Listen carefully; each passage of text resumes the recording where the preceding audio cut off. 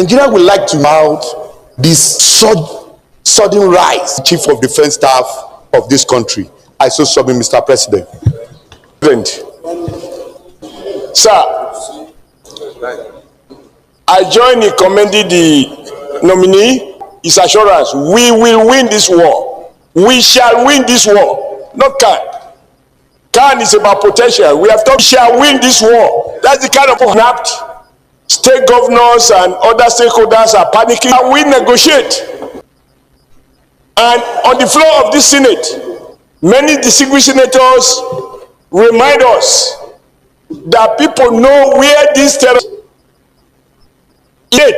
or anybody purport to represent the state will negotiate with bandits. They come to these uniforms statement. Even doubt the president's capacity to identify competent hands has never been in doubt. I ask somebody here, have we ever condemned any? I think you are yet another addition to President Bola Ahmed Tinubu. Thank you very much, sir. Thank you. Can you write down? If you cannot ask questions, you for this great room. With this litany of them is passing through a grave, my brother. Up till now, there sometimes over 10,000 will apply, and they only have 300 chances. Yes. So what I'm saying is that they're not. With work on recruiting, Senator, they are sent to the north. So I'm telling you. What I'm saying is that there is need to ensure that you don't run short of people that will help you do this, protect our officers. What happens when we see people killed in the battlefield are just like the match, football match, loses an international match. Everybody will help you, and we. Is there anybody who is nominated? If he talks, I talk. The uniqueness from are happy with disappointment, expectations to the Senate President to the defeat. What effort? I wish you can't answer that, but can you, sir? We're highly pleased and will join you in prayers because your success is our success. What the president have done. Daniel representing just 3 quick questions about whether we are dealing with terrorism or banditry. And I'm sure if we all agree that it's just a thin line between the two and allow the armed forces to deal. Others were saying they work with General Musa. He lives in Sokoto. That he was. So I know forces is wonderful, but as a civilian on the golf course, he looks as a civilian. That will take me to one portion was very, very far. If they are carrying the retirement, but are you really going to keep to that? Those words you made were very, very paramount and important to Nigeria. Fire as the fire. Number 2 is this issue of recruitment. We've spoken about. So this issue of reserve is very, very important. I've mingled with a lot of retired army officers. I have seen a lot of training and retraining. I am reinventing the wheel. We can do it. Let something be done. If it is done in developed countries, let also practice it. Today we are talking of the special seats for women. What about the special seats for the reserves? It can be incorporated into this, and that will be under your ministry, Mr. President. For this noble cause, because we all know what we are going through. It's not happening only in the north. In my place in Ewato, Obiaja, Ewuhimi, and the rest, we don't look at go to farms because of this banditry and kidnapping. I want to thank General Musa. We believe in you and we trust you. It's to ensure that we deal with the ideas that concern Nigerians. We know, all of us know what it was before. and we know where we are today with the new budget. I want to beg that you also look at the disciplines in the military, because we pass through the road every day. We know what happens along the road every day. When there's no discipline in the society, and mostly the army, which we believe task force as set up a time to collect a diesel from them, not only them, including other military and other paramilitary, they collect diesel from them. It's an insult to our nation, it's an insult to our name, it's an insult to Nigerians. They do these things, and so I want you to also look at the indiscipline. If discipline is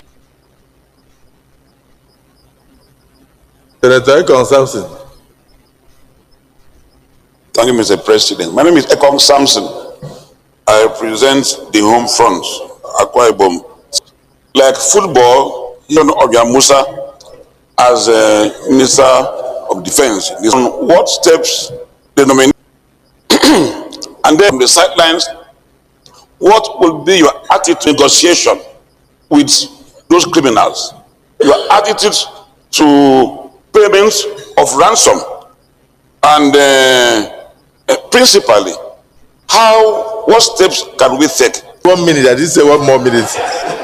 Well, thank you, Mr. President, my distinguished colleagues. My name is Osita Ezunaso. I represent Imo West. Mr. Nominee, I'm going to be very brief. When you came here 2 years ago, you gave us proper lecture, if I may say, on kinetic and non-kinetic approach of solving this problem. Now that you have been, if confirmed, you'll be saddled with the responsibility of manning the defense ministry as a minister. Do you think that the non-kinetic approach of granting amnesty to repentant dissidents is a way forward if made a minister, if you are confirmed as a minister? Secondly, to work for the is Senator Professor Anthony Ane, last August. Now, let me finish the statement. Now, the basic question, I hope you would know the difference between your office now as a minister and your previous office as the defense, chief of defense staff. If he doesn't know, you can go and teach him. Secondly, that his job should be such that he works in very close synergy with all these Are you the president? chiefs, Are you the person who all appointed these him? chief of The person who appointed him will this and advise that, him. in the sense that if there is no harmony between them, there is bound to be misfortunes along the way. Point of order. So, Order 52A. A senator at all time must confine his observation to the subject under discussion and may not introduce matter irrelevant thereto. noted. Professor Ani, Noted. you are asked to Noted. ask questions, not to give Noted. lecture. As whether he knows the difference between his office, the new office is going to occupy his former office. just No, not advising, sir. lecture. Ask him question. Right. I shall submit. The question is, that brings me Point to of order is sustained. Senator Ani, that is why it's not good to speak for the sake of. Thank you, Mr. President, my distinguished colleagues. I am Abdulaziz Musa Radua, representing Katsina Central. Use your campaign voice. I'm Abdulaziz Musa Radua, representing the good people of Katsina Central. Thank you, Mr. President, and my distinguished colleagues. I want to join my colleagues in thanking Mr. President for this nomination. And mine is not to waste time. It's just to thank my colleagues for all they have said and the encomiums, they have showered on the nominee, whom everybody knows has done well as the Chief of Defense Staff. I want to lend my voice to call still on the need to empower the armed forces, especially now that we have this insecurity that has escalated in the nation. You have come just at the right time, and I believe by the grace of God, you will do very well based on your past performances. So I want to pray that God in His infinite mercy should guide you and protect you and give you the wisdom and strength to ensure the defense and security of this nation. Thank you, Mr. President. Thank you. Thank you. I was looking at the chief whip to know whether he has 1 more minute. Okay, so I want to thank all my colleagues because I think we've been very fair. The screening of ambassadors is ongoing, so some of you have been going there and coming back, and I thank you for your patience and all your contributions. The nominee, you see why I told you to sit down? You can run off with some of the questions you can remember. The ones you cannot remember, write them down and take them to your office. Thank you very much.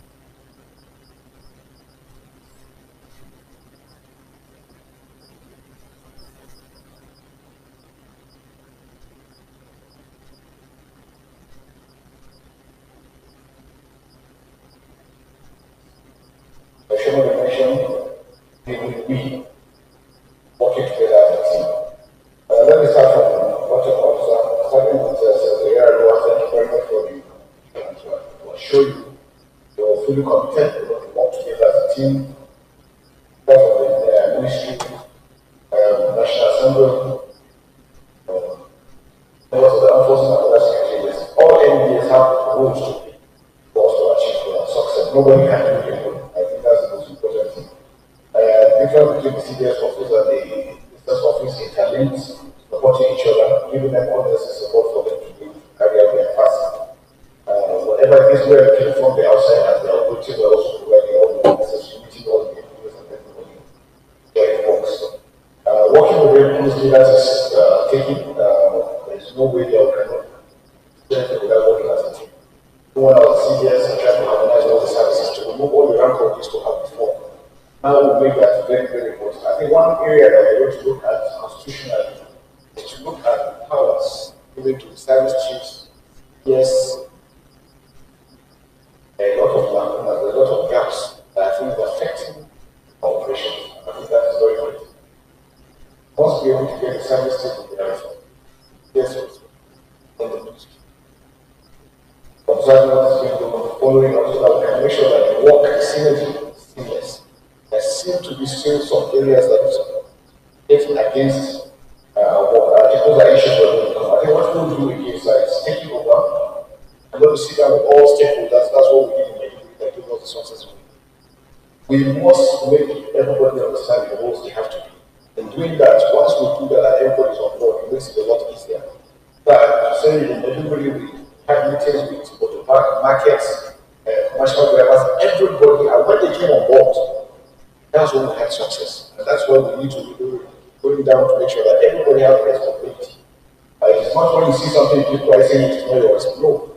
Armed forces, security forces are not going to be everywhere. So it's important that we also work together. So I'm going to assure you that we're going to work closely with service chiefs that will get issues together, and including other security agencies.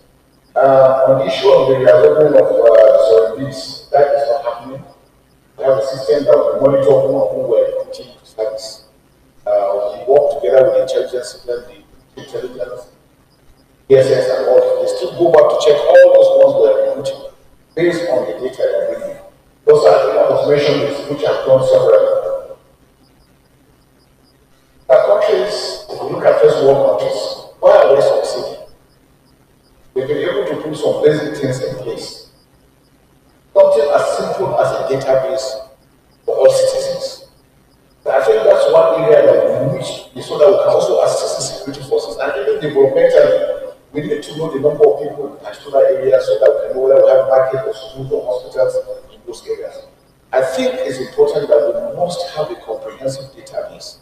And not the database that immigration will be having, quarantine will be having, police is having something. No, we need a unified one that will be able to carry so that when you commit a crime, it's easier to track, easier to trace.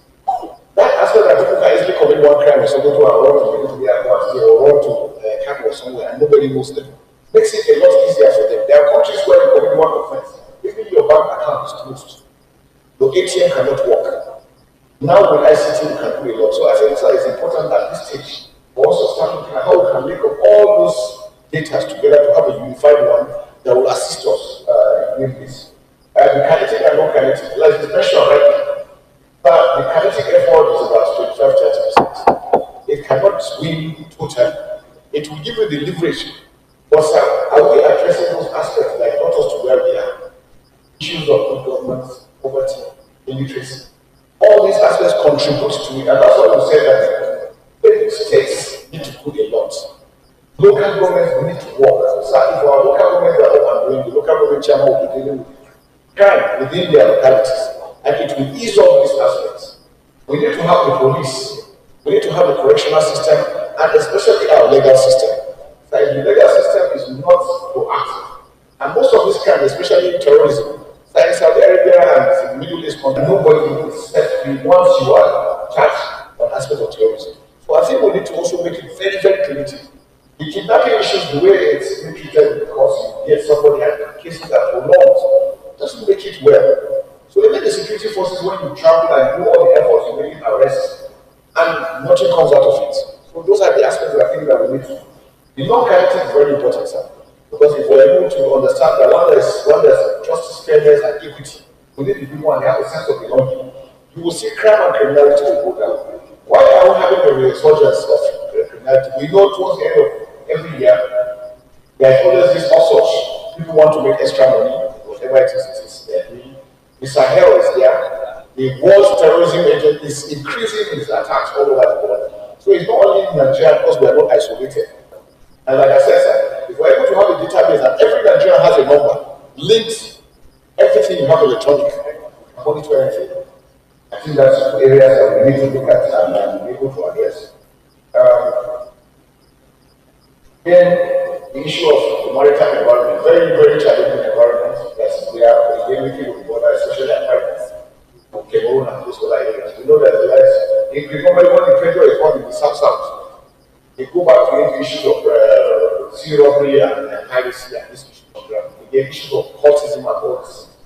Now, we make sure that our operations within those areas are enhanced using the Operation Delta Safe, expanding their reach. Initially, those areas were a bit quiet. They didn't extend it, but now what we have done even before I left is to extend operations in those areas to be able to address those maritime environments, to make sure that we stop these acts. So there's issues of kidnapping coming from those areas. Collaboration side is critical. No one individual can do this together. We must work. There is no to negotiation. There is no to criminal.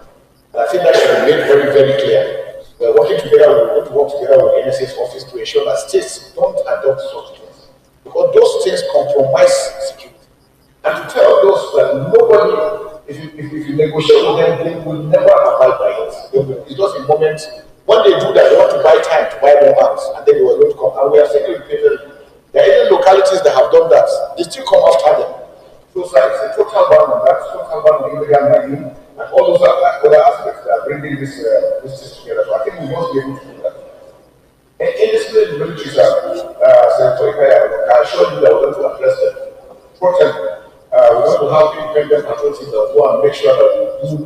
And what we want to do is to draw basically all military men out of checkpoints and let the police and civil defense handle those aspects so that we can go into the bushes and take out these criminals wherever it is they are. It's important. Farming, for us as guests, for us to see is farmers must be able to go back to their farms. That is to show that we are achieving success. But as little as that is very important. Because food security is big. If there is hunger, the farm working with the civil defense that have their own farmers, agro rangers, it's very important for us to continue to work together. Thank you very much, sir. We really appreciate you for the invitation. We're showing you that we're going to be very firm on the thing. Everywhere we make sure that recruitment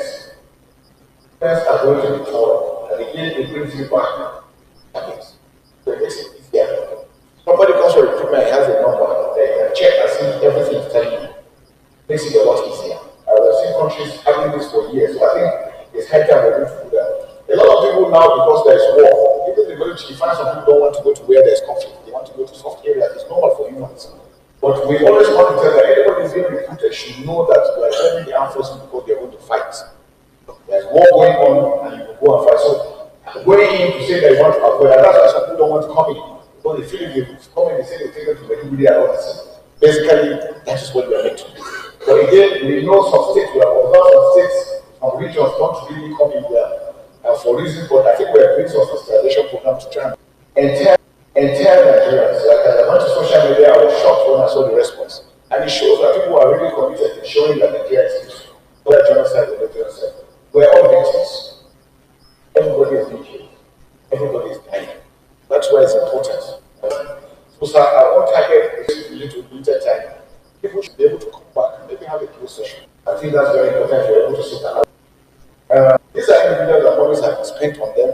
Time has been spent, they have a lot of anything. And I think that's not good. Having concept of these progress. You have to engage any criminal or any bandit that is armed and is about to kill you. You don't have to wait. Somebody's getting to shoot at you and you're waiting for order from who? Once you if any member of the armed forces, nothing that you're looking for in order. The order is automatic once it's done, but it's briefed what is done. And I think that's very important that we do it. We're able to bring that to the